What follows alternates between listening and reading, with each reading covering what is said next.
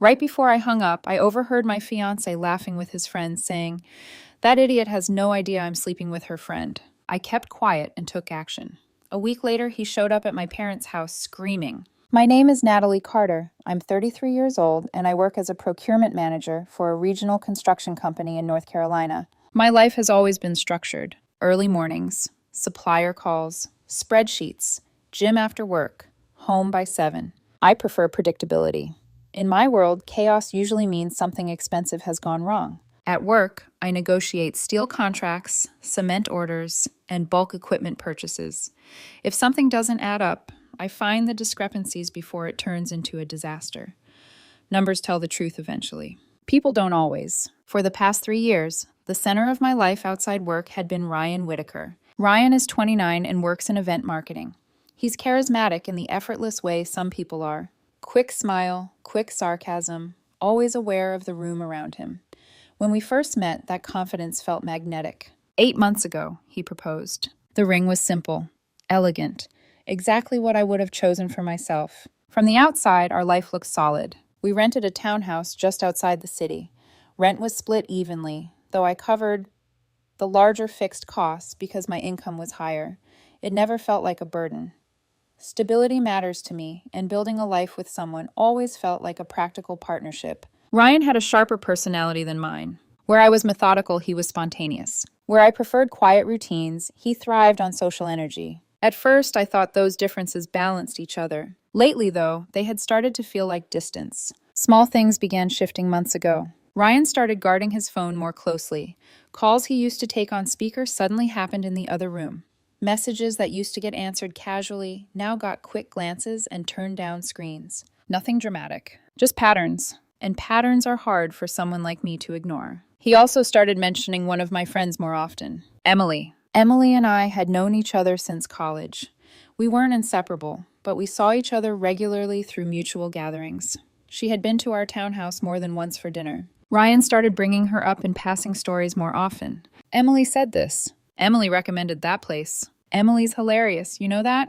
At the time, it barely registered. Looking back, those moments feel like quiet warning signs. The night everything broke open was a Tuesday. I was finishing up at the office when Ryan called. He sounded upbeat, slightly distracted.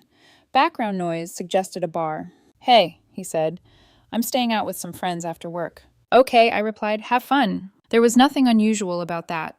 Ryan liked midweek social nights. I never felt the need to monitor where he was. Around 10:30, he called again. Music pulsed through the speaker. I could hear laughter behind him. "Hey," he said loudly, almost shouting over the noise. "Can you grab the package on the porch before it rains?" "Sure," I told him. We talked for another 30 seconds.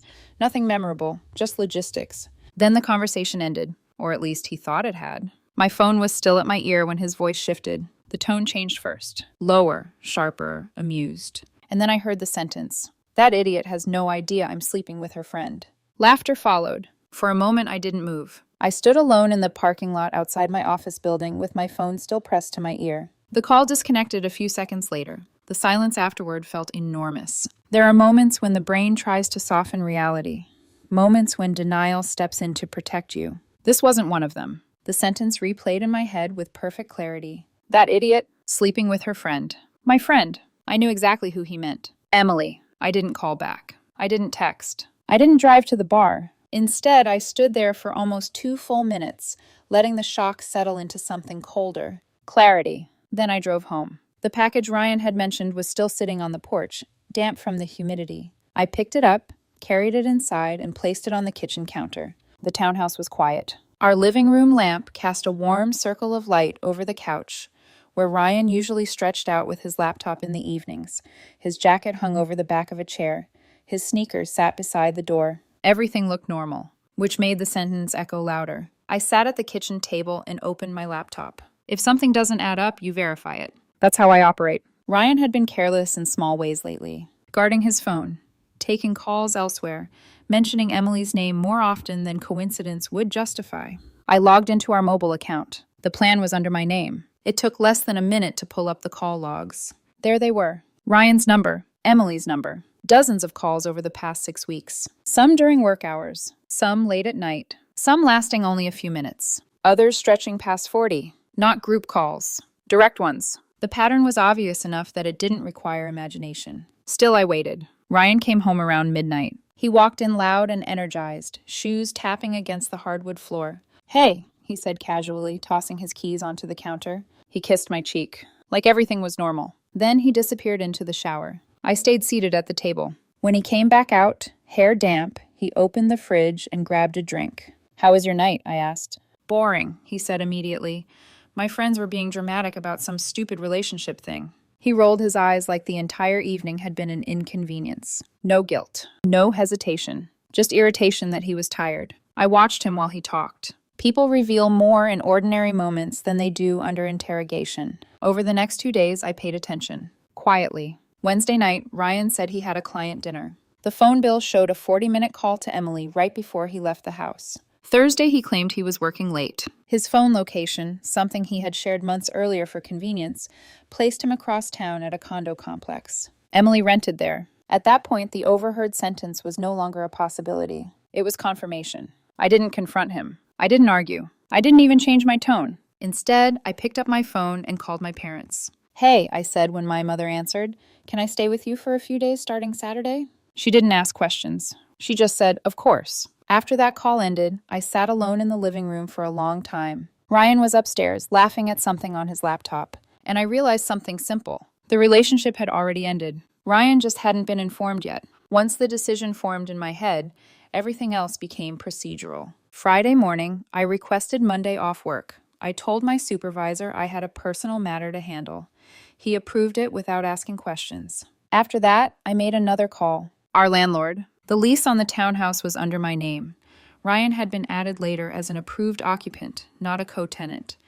At the time, it felt like a minor administrative detail. Now it mattered. "I need to ask about removing an occupant from the lease," I told him calmly. There was a short pause on the other end. "Everything okay?" he asked. "We're separating." He didn't pry. He just explained the process. Because I was the leaseholder, I could submit written notice to remove Ryan as an occupant.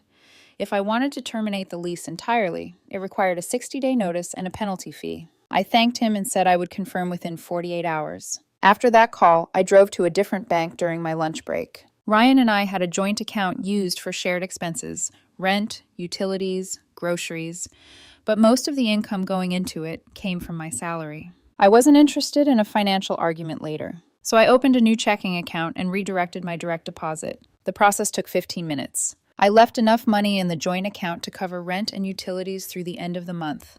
I wanted the separation to be clean, not petty. That evening, Ryan mentioned casually that he was meeting friends for dinner on Saturday.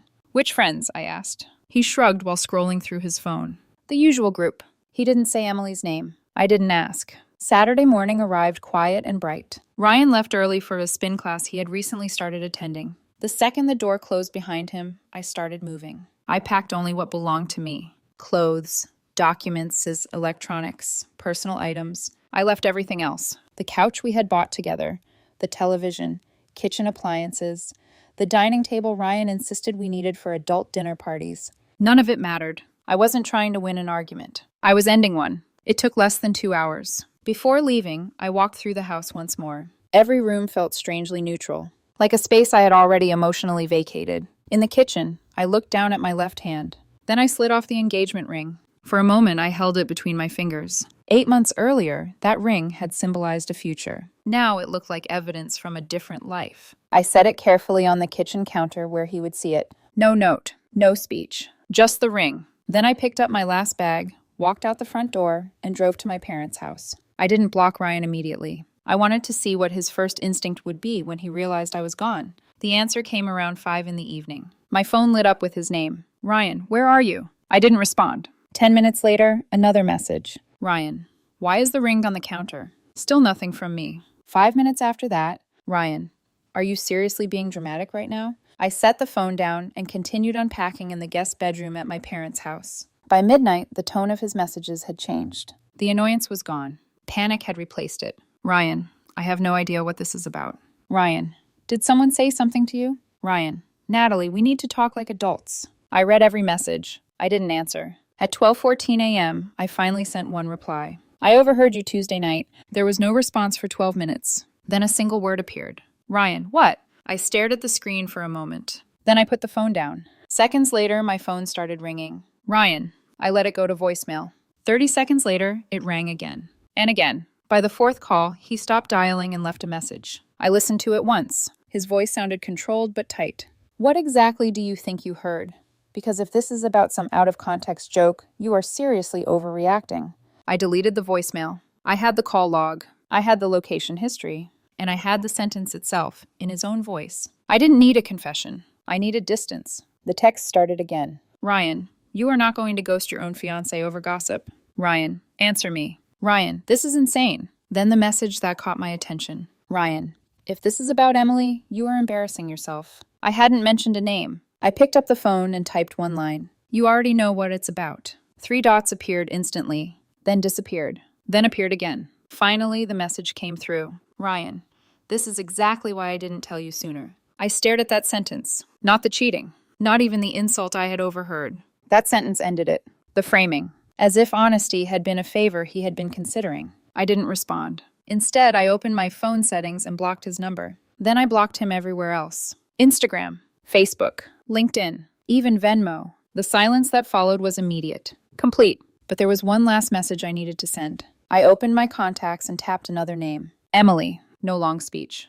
Just one sentence. I heard enough on Tuesday. Do not contact me again. Her reply arrived less than a minute later. Emily, Natalie, it's not what you think. I didn't read the rest. I blocked her too. For the first time since that phone call in the parking lot, the world around me finally went quiet. No buzzing phone. No notifications. Just silence. Sunday passed slowly. I spent most of the day helping my dad fix a loose deck railing in the backyard. Physical work helps when your mind keeps replaying something painful. Monday morning, I emailed the landlord. Written notice removing Ryan as an approved occupant. I also informed him that I would be terminating the lease within the week and would pay the required penalty. He confirmed receipt within an hour. I thought that would be the end of it. I was wrong. 3 days later, on Wednesday afternoon, my mother called while I was at work. Her voice sounded tense. Natalie, Ryan is here. I sat up straighter in my office chair. At the house? Yes. There was a pause. Then she added quietly, He's outside and he's screaming. I closed the door to my office and took a slow breath. Ryan had escalated. Up until that moment, everything had been contained inside phones and messages.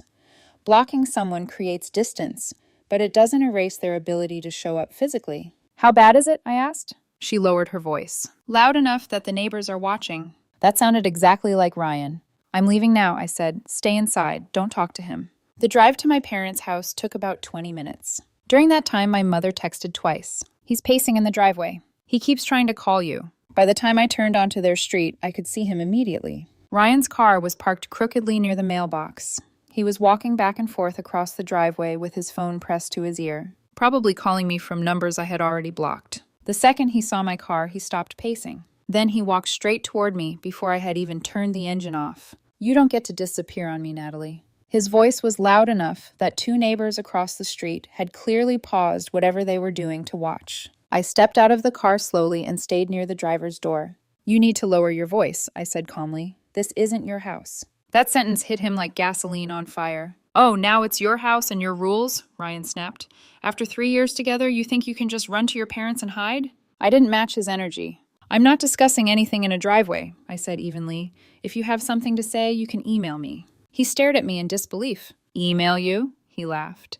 You block me everywhere, and now you want a corporate exit interview? The neighbors were fully invested now. Ryan straightened and raised his voice slightly. Why don't you tell them why you left, he said, gesturing toward the houses nearby. Tell them you're accusing me of something insane because you're insecure. There it was. Insecure. Ryan's favorite word whenever he didn't have leverage. I held his gaze and spoke one sentence. I heard you say you were sleeping with my friend. The air seemed to shift. For the first time since I arrived, Ryan's expression flickered. Not guilt. Calculation. You took that literally, he said after a moment. No apology. No denial. Just minimization. I also checked the call logs, I said. His jaw tightened. And your location history. Now the anger returned. So what? He snapped. You were distant. You're always working, always analyzing everything. Emily actually listens. There it was. Not remorse. Just justification. In that moment, something inside me went completely still. The conversation had reached its natural end. I'm not debating this, I said calmly. Ryan scoffed. Of course you're not. I continued as if he hadn't spoken. You have 1 hour tomorrow morning to collect your personal belongings from the townhouse. His eyebrows shot up. You're serious? Yes. You can't just kick me out. I'm the leaseholder. That stopped him for half a second. I'll be there at 9, I continued. I'll bring a witness. A witness? He repeated incredulously. Yes. When people start rewriting events mid-conversation, witnesses become useful. Ryan stared at me like he was deciding whether to escalate further. For a moment, I thought he might shout again. Instead, he leaned closer and lowered his voice. You're going to regret this. The words were meant to sound threatening. Underneath them, I heard something else. Loss of control. I didn't respond. Instead, I turned and walked toward the front door of my parents' house. Behind me, Ryan called out once more. You're throwing away 3 years over a misunderstanding. I stepped inside and locked the door. Through the window, I could see him still standing in the driveway, staring at the house like he expected me to come back out. I didn't. Eventually, he got into his car and drove away. That night, I barely slept. Not because I doubted the decision, because I was planning logistics. At 8 the next morning, I drove back to the townhouse. My older cousin Mark met me there. Mark is the type of person who rarely raises his voice.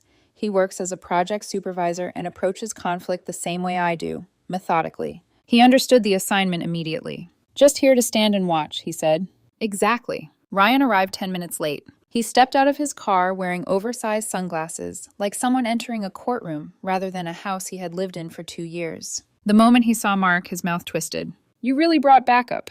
For clarity, I said simply. He rolled his eyes and pushed past us into the house. Mark remained near the kitchen while I stayed by the doorway. Everything Ryan owned was already packed into labeled boxes. Clothes, shoes, electronics, documents. I had been careful not to touch anything that could be considered shared property. Before he arrived, I had also taken time-stamped photos of every room. Ryan moved through the house quickly, opening drawers and checking closets. At one point, he picked up the empty ring box from the counter. You think you're some kind of hero for this, he said. No, I replied calmly. I think I'm someone who heard enough. For a moment, neither of us spoke. Then Ryan tried a different tactic. His voice softened. Natalie, we could have talked about this. I didn't respond. You didn't even give me a chance to explain. You had the chance Tuesday night, I said. His jaw tightened. Instead, I added quietly, you laughed. The room went silent. Ryan picked up one of the boxes and carried it outside. Then another, and another. There were no tears, just simmering anger. Halfway through loading the trunk, he stopped and turned toward me. Are you telling people? He asked. I paused for a moment, then answered honestly. I'm not protecting you. For the first time since he arrived, his composure cracked. You're going to look pathetic, he said bitterly. Running to your parents because your boyfriend had options. Options. That was the word he chose. I didn't argue. Some sentences reveal everything about the person speaking them. Ryan loaded the final box into his car and slammed the trunk shut. Before getting into the driver's seat, he turned toward me one last time. Emily says you're blowing this out of proportion. That confirmed 2 things instantly. First, they were still in contact. Second, he expected that information to bother me. It didn't. Ryan got into his car and drove away. Over the next week, I focused on logistics. I signed the lease termination documents and paid the penalty fee. I moved the rest of my belongings into a short-term furnished apartment closer to work. I redirected my mail, canceled shared subscriptions, transferred the remaining balance out of the joint account once the final utilities cleared. Every step felt less like emotional recovery and more like administrative closure. By Friday evening, the practical side of the breakup was finished. That was when the outside noise started. My phone buzzed with a message from a mutual friend. Caleb. Hey Nat, what's going on between you and Ryan? I stared at the message for a moment before replying. We ended the engagement. Ask him for details. His response came almost immediately. He says you accused him of cheating over something you misunderstood. Spiraling. That word again. Ryan was already constructing a narrative. I didn't argue. Didn't send screenshots. Instead, I typed a single line. If you value your time, stay out of it. Within an hour, 2 more mutual friends sent similar messages. Ryan was clearly doing damage control. What I didn't expect was the next message. It came from someone I barely knew. Megan, Emily's younger sister. Her message was long. Natalie, I know we don't really know each other, but I heard something last week you should know. I read the rest slowly. Ryan has been seeing Emily for at least 2 months. My mom found messages when he left his laptop open. I didn't want to get involved, but it felt wrong not to tell you. I read the message twice. 2 months. That aligned almost exactly with the call patterns I had already seen. I typed one response. Thank you for telling me. Later that night, my phone rang from an unknown number. I let it go to voicemail. Ryan's voice filled the speaker when I pressed play. Natalie, stop hiding. We need to fix this narrative before it gets ugly. Fix the narrative, not fix the betrayal. Manage perception. I saved the voicemail and locked my phone. 2 weeks later, Ryan showed up at my office. The receptionist called upstairs. There's a man in the lobby asking for you. Says it's personal. I knew who it was before she said the name. Ryan. I could have refused to see him. Instead, I told her to send him up. 5 minutes later, he walked into the conference room. You look good, he said casually. I stayed standing. You have 5 minutes. Ryan exhaled slowly. This got out of hand fast. I didn't respond. Emily is intense, he continued. You know that. Still nothing from me. It started as talking, he said. Just venting about you being distant. Then it crossed a line.